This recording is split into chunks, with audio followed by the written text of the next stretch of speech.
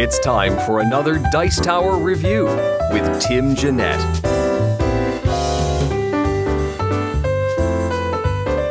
Hey everyone, this is Tim Jennette, the Metal Meeple, and in this video we're taking a look at Dead of Winter, a Crossroads game. It's the first in a series of Crossroads games that Plaid Hat Games is publishing. This one's designed by Isaac Vega and John Gilmore, and it's for 2 to 5 players. It takes between 60 to 120 minutes, depending on the number of players you pick and what scenario you select. But essentially, it's a zombie apocalypse where the players control a group of survivalists each, and it's about them surviving through a specific scenario, an event that's happening. So it's not necessarily about the zombies. They are there, but much like The Walking Dead, they're kind of just hurdles to jump over. So let's take a look at it, and I'll show you the components and how it plays, and then we'll come back and I'll tell you what I think.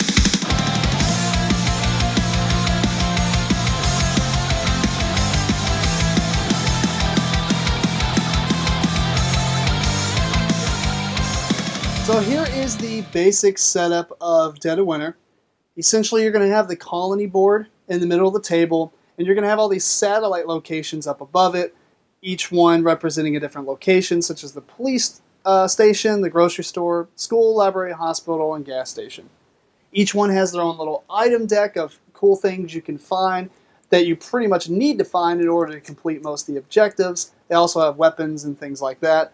You have the Crossroads deck, which we'll get into. A bunch of tokens, which I haven't put them all out. They're off to the side. It comes with much more dice and much more tokens. And the first thing you're going to do as a group is decide what objective you want to play. You're going to have these different objectives. The time is at the bottom, so here's a bunch of shorts. You got some mediums and a couple longs.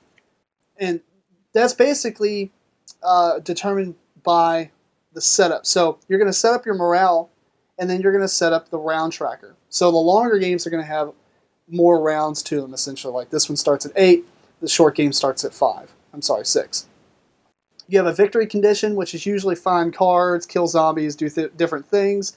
In the book, it also tells you to read one of the starting paragraphs for the storyline, and then you're ready to begin. On the backs, you also have the hardcore versions of each one. Much more difficult, so approach those at your own risk, probably after a few plays. And for each player, they're going to receive some of these survivor lists. You're going to get 4 per player, and you're going to pick 2 of them, select one to be your leader, and the other one's going to be your follower. And they have different abilities, so you've got their influence up here at the top right, and that's used for different effects in the game, different things call for it. You have their attack value, with a plus next to it. I don't know if you can see that because my cards are sleeved, but essentially that's the die value or higher that you need to spend in order to do an attack to kill a zombie. You have the search, which is, this guy's got a 3+, so you need to spend a 3 or higher in order to do a search at a location to draw from cards. They also have a special ability. It'll tell you where you can do it. This guy's anywhere and what he does. Some of them require a specific place, like the school. It also has in parentheses 1+, meaning that you also have to spend a die in order for her ability to happen. So, along with the characters, you get a cool little standee. I'm kind of glad they went with this route rather than miniatures, because this game would be crazy expensive, but these are functional. They work pretty well. Once you get your characters, you put the guys over here on the colony occupants spots. You also get this first. It's your secret objective. Not only do you need to complete the main objective, whatever you select. Let's say we select Find a Cure. Put that here. Not only do you need to complete that, but you also have to complete your personal objective as well, because this is a semi-cooperative game, meaning that you can win as a team, lose as a team, win or lose as an individual. So some people can win, some people can lose. And this one, it'll tell you the main objective has to be completed, and you have at least 2 weapon cards equipped to survivors you control. So you're protected. Now, some of these get a little hard. I would argue that some of these are a lot easier to complete than others, depending on the scenario that you're playing, and also the crisis cards that come up. That's a lot of ifs, but a couple of them are really easy, especially the ones that say so many people have to be killed, like different survivors. They die anyway, but we'll get into that. So you also have betrayer cards here that are a lot harder to complete, but you don't have to complete the main objective, only what's on here. Usually you're trying to get the morale to 0, and control a lot of different things, like different cards. You're hoarding things, you're killing people, different things. So, because you're the betrayer, you're trying to betray the entire team. What you're going to do is you're going to take 2 of the normal ones, secret objectives per player, and only 1 betrayal card.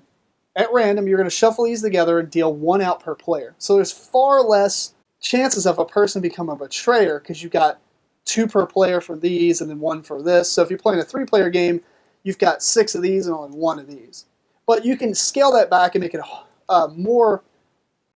make the betrayer happen more by doing 1 of these per player and 1 of these. So much more chance of that happening. Anyway, once you get this card, you can decide which characters you pick. You're also going to start with some of these starting cards. They help you get the game going.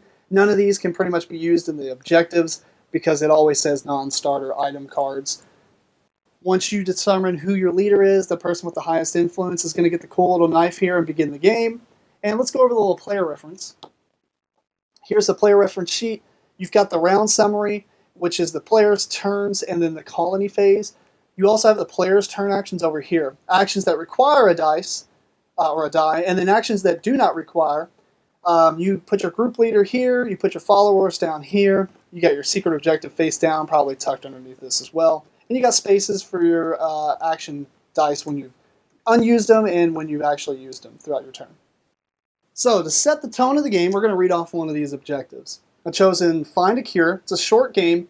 The victory condition is to have 2 medicine cards per player that started the game tucked underneath here. Now on a player's turn, they can contribute medicine cards to this, and at the end of the round, after the colony phase, during the colony phase, there's a phase where it says, check the main objective. And if you have 8 cards, like you say you're playing 4 players, you have 8 medicine cards under here, the game will end, and you see who wins. So that's just to set the game, but a normal round is going to be, you're going to have the player turn phase that happens first. The first thing you do before a player goes is you're going to reveal the top card of this crisis deck. This crisis deck is going to show different events that happen on that turn that players need to be cautious about. This one you need to collect food and or medicine equal to the number of non-exiled players. During the game you can exile players to keep them out of the colony if you think they're a betrayer. We'll go into that later, but essentially you want to contribute cards to the crisis, which they go face down so you don't know who's contributing what, and you want to complete this card. The reason is because if you fail it, you have to add, this one has a detriment of add 3 zombies to the hospital and to the gas station. However, if you think you're doing really well and you want to complete it and go above and beyond, the optional is you can add 2 additional cards, basically, of those types to gain 1 morale. So your morale check down here, if it ever hits 0, the game ends, and then most players are pretty much going to lose unless you're the betrayer, and it's usually going to tell you that you want to get that to 0. So that's a good time not to contribute, or you can contribute cards that aren't part of this. So if you contribute cards that aren't those symbols, you basically add up all the symbols that players contribute, and then minus the ones that aren't those, and that's your total. So somebody else can put a few cards in to drop that. Might be pretty obvious what they're trying to do, but it's up to you to determine that. So you reveal a crisis card every round before all the players go. The second thing you're going to do is you're rolling your action dice. Each player receives 1 die, plus 1 per 1 dice, and then plus 1 per survivor they have. So everyone's going to start with 3. On your player reference card here, you're going to stick those at the bottom left. And then whoever starts with the dagger is going to begin the game, or at least begin this round, because this is going to shift players every round. So one player is going to go, he's going to take his turn, and he's going to have all these different actions available over here to spin these dice on. So the first thing you can do is attack. If there is a zombie in the same location as you, let's get a zombie here. If there's a zombie in the same location, in the colony, they're going to appear on these little spots here. All your colonists over here, they're pretty much in this building. You can attack them. You're going to take a look at your character card. This character has a 4+ attack. So in order to use an attack with this character, not only does she have to be in the same zone or same area as the zombie, she also has to spend a 4+ in order to activate it. Since we rolled 2 4s and a 6, the only die we can spend is a 6. This will allow her to fight that zombie. Fighting is pretty simple. You kill it. However, the bad part is you got to roll this thing the most hated die in history of mankind, of gamerkind. So it has 6 blank sides, and 6 sides you don't want to roll. You have normal wounds. If a character ever has 3 of these, they die. You have frostbite. If they ever have any combination of these, because they're both wounds, they'll die if they have 3. Frostbite, however, if your character has a frostbite token and you begin your turn, here's the frostbite and wound tokens here. Here's a wound, here's a frostbite. If you begin your turn with one of these, they get another one. So it's kind of like bleed damage. If you roll the tooth, it's going to kill the character that you rolled the tooth on. And he's going to die, and it's going to spread to the next character in the same area with the lower influence. But basically, another character is going to possibly die, if there is one. You have to decide as a team, or it's pretty much that player who decides if he wants to kill that character to stop the infection, so 2 people die. Or you can try to roll the dice to keep him alive. If you roll a blank, he stays alive. If you roll any other symbol, that character dies and the infection spreads again. So you can see how this dice can really screw up some plans. Anyway, that's attacking.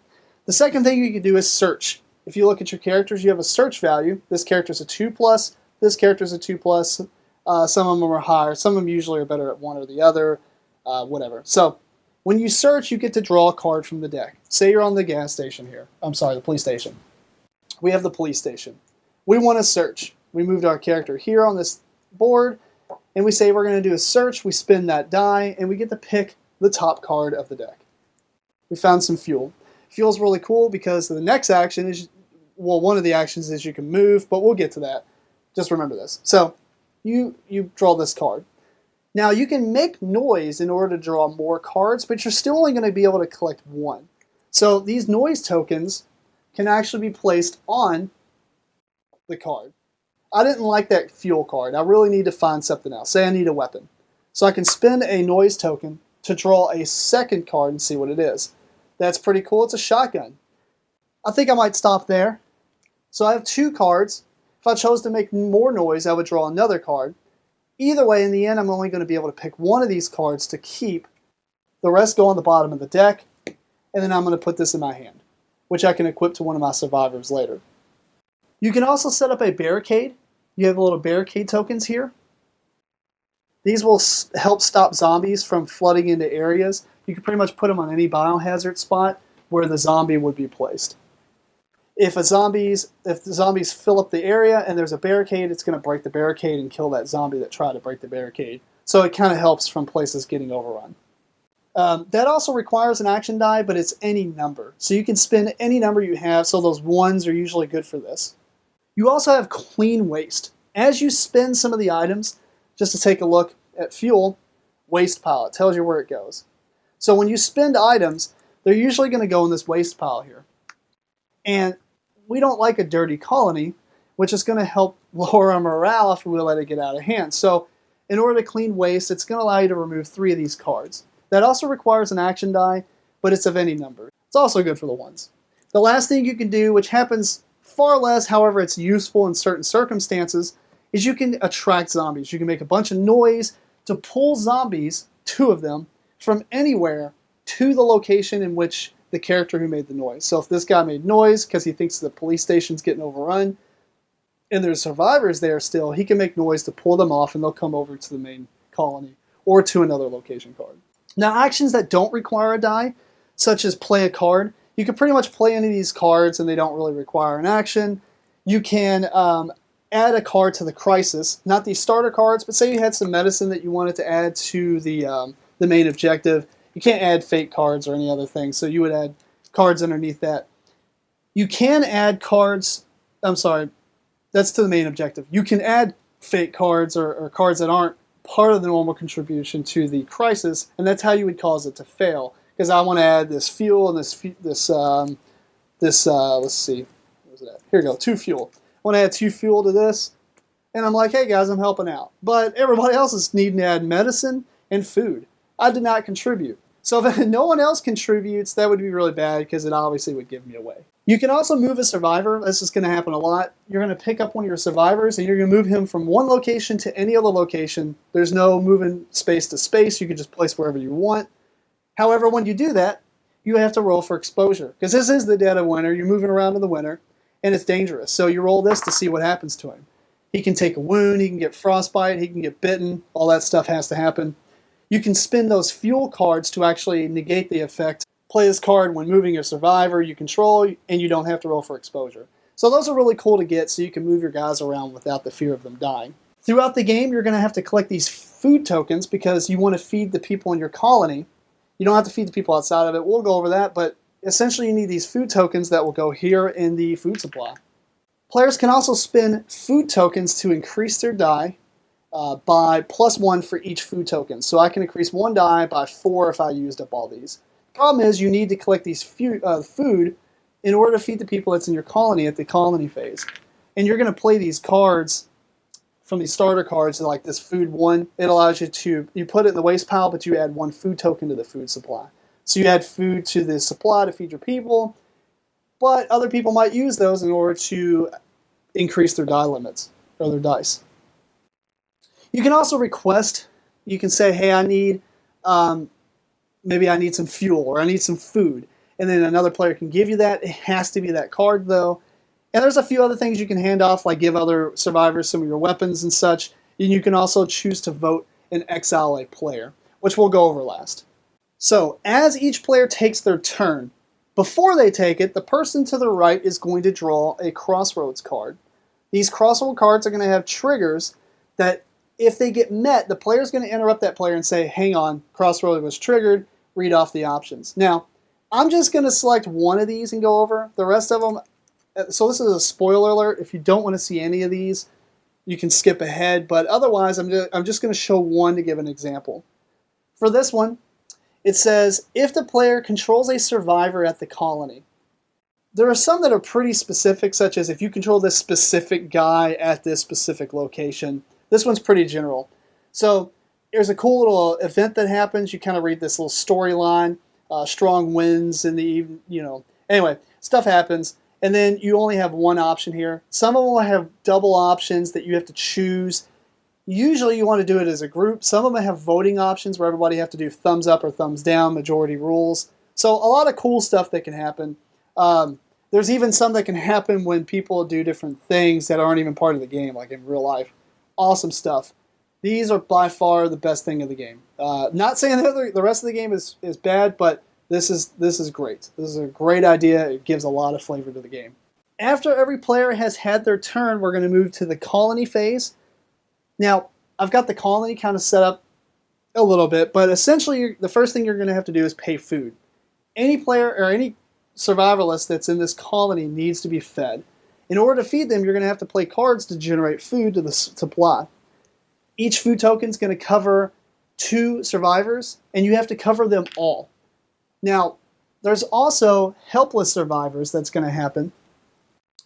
These are like children and disabled people or people that are wounded, things like that. They just represent people who aren't really able to contribute other than just they need to be alive. They need to stay alive. So some of these might come out, and you also have to feed those. In this case, you have 2, 4, 5, 6. So you're going to need 3 food. We've got 3 food, but let's say we just had 2. If at any point when you have to feed your people, you can't, you're not going to lose any of this food, but you are going to gain a starvation token. The starvation token lowers your morale by 1, but each phase or colony phase when you have to pay food, every starvation token counts. So you can pretty much never get rid of these as far as I know. If you have enough food to pay for your people, you actually remove that though. The next thing that happens is the waste pile. For every 10 cards that you end up having in here, you probably wouldn't have that, but for every 10 cards you have in there, you're going to lose a morale. So you want to keep your place healthy and clean so people, feel like they're human still. So you want to clean that out, consistently. You round down, but cards get in there pretty fast, especially if you're paying for fuel to not roll on exposure, and you're paying for food in order to get in the supply. After that, you're going to resolve the crisis card. You're going to have a few cards down here. You're going to pick those up. You're going to shuffle them before you look at them, so you don't know who contributed what. And you're going to flip them over basically one at a time because it's more suspenseful that way. This is adding a fuel. I just picked these at random, but you got a medicine. You got 2 more fuels. We got a bunch of people who don't want to make this thing work out. So Anyway, you look at the thing, and if you complete it, then you're good. If you go overboard, then you get a cool little benefit. Then you're going to add some zombies. For every 2 zombies at the camp here, the colony, you're going to add zombies around this board. If any time, and if you have guys on here, you add 1 per one, so there can be up to 3 zombies that are laid. You also spend these, when you make these noise, you're going to put these tokens here. At this time, you have a 50-50 chance. You basically roll a d6 and 50-50 chance of placing another zombie. So the more noise you make, the more zombies that can possibly come out. If any time you can't place a zombie on one of these cards, or can't place a zombie at one of the spaces on the colony, or one of the groups of spaces on the colony, then it's going to immediately kill a survivor. So this is a good reason for these barricades. You put those barricades so when they try to overrun, they just destroy these barricades. Anytime a survivor dies, the morale will go down, which is very bad for the group because if it hits 0, the game ends. So, don't want people to die too often. Then you're going to check the main objective. If you've completed the main objective, the game ends. If you haven't, you continue with the rest of the colony phase, which is you move the round marker down. And the last thing is you're going to pass the first player marker. So, every round it's going to, move this around, so you're not always first and you don't always have to go in the same order and stuff, which really helps.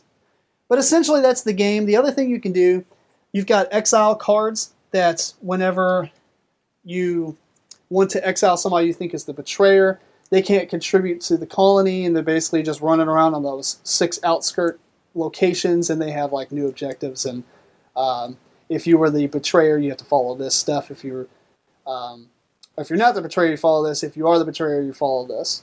So basically, play is going to keep going around like that. The players are going to take turns. The colony is going to have a phase. And either you're going to complete the main objective, or the round marker gets to 0, or the morale check gets to 0. And then you check your objectives, your secret objective, and your personal objectives, and see who wins. Also, one last thing. In the book, we have some gameplay variants. You do have a co-op variant where you can play. Basically, players do not receive their personal secret objectives. They just play with the main objective, and you try to win as a team. You also have a 2-player variant. The betrayer variant is where you play with less cards to make sure there's going to be a betrayer, even though there's still that slight possibility there won't be. You have the hardcore variant, which is on the backside of each mission, and you have player elimination. So here's the rulebook, basically, but it's very well laid out. I really like it. It's pretty easy to follow. I haven't really had to reference this too many times after the first couple playthroughs. So anyway, let's see what I think. And there you go. That's Dead of Winter's overview. So I'm going to jump right into a few things that other players have brought up to me as concern. I don't necessarily want to call them cons of the game. And also, I don't want you to construe this with negativity, because it's not. The game is amazing. I haven't played with anybody who did not like the game. They want to play it again, but it's fun to bring these things up because I haven't seen a lot of people say the same thing. So one of the things is players will get survivors, and when they get survivors, it's cool when all the players kind of get an even amount. And they fluctuate like 3, 4, and 5. We've had a few games where one player will have 6 and 7, maybe even 8, and when everyone else has 3 and 4. Not a huge deal because the game scales amazingly. Doesn't matter how many survivors are out there, how many players, whatever. It scales really well. But when you have one person with a ton of survivors, the game breaks a flow. You got one person who goes for a certain amount of time, second player goes, that third player goes, he has a ton of guys. He almost takes up enough time for 3 people. But he has to because he has a lot of guys. Sometimes it goes fast depending on what he's doing, but usually when you're searching for cards, there's a lot of, I'll do this or whatever. Even if they're just moving fast, it seems like it kind of traffic jams. The rest of the things that I've brought up are more personal preference with our gaming group, so take this as you will. But the short game to us is perfect. The length with 3 and 4 players is great. I don't necessarily like playing with 5 even on a short game just because you get so many survivors or chances to get so many survivors. They end up dragging the game out a little bit. Not a big deal, but I don't like playing the long game, especially not with 5 people. 3 people in a medium game is good, and I'll do a 3 people long game, but take that as you will. But if you like games to last between like an hour and 2 hours, you're probably only going to stick with 3 players or 4 players in a short and a medium game. You can interchange those however you want. The last thing is the portrayer seems to have a very good chance of winning the first couple of games you play. So less experienced players will definitely want to play with the 2 good gold cards and only 1 betrayer card because it'll have less of a chance of a betrayer. But the reason I think they have a good chance is because everyone wants to hoard cards. And in our games, it's usually everyone wins, no one wins, because the morale gets a 0 or whatever. And people are hoarding cards, but you don't really have a reason to blame them unless they start killing people. But even then, a lot of the ones where players have to die or survivors have to die, they die anyway. That red dice is crazy. It's brutal. It hates everyone. So people are going to die. That scenario objective isn't that, it's just you can kind of ignore that and let it happen or maybe kill someone on the very last turn or whatever. But we just felt like it was a little easier for the betrayer to win the first couple of games. After that, it's not a huge deal, but I think the game's hard enough to where you could even just start with the co-op variant where you don't have an objective, personal objective. You just have that main story objective. But either way, we've been playing this since Gen Con. We've had a blast. And at first, I thought this was going to replace games like Shadows over Camelot or even Battlestar Galactica. It's just another spot on my shelf. It's a totally different game. People are going to like it better, or a little maybe like Shadows better. But either way, I highly recommend it. It's a great game. Every game Isaac Vega has had his hands on, it has blown me away. So I look forward to everything him and Plaid Hat are going to bring out in the future, and also John Gilmore, who contributed. So either way, I'd like to see your comments. Comment below. You can email me at timjennette@gmail.com, and just let me know what you think. Do you have any problem with the length of the game? No, that's kind of personal. But what do you think about the betrayer and is it easy? Have you seen him win more or lose more? Whatever. So let me know, and then until next time, keep on rocking and rolling dice. Thanks so much for watching the Dice Tower videos. Find more great videos and reviews, as well as our top-rated audio podcast at Dicetower.com. You can also find other great shows at Dicetowernetwork.com. I'm Eric Summerer, and you've been watching The Dice Tower. The Dice Tower is sponsored by Cool Stuff Inc., where you can find great games for great prices. Cool stuff in stock. Check them out at CoolStuffInc.com.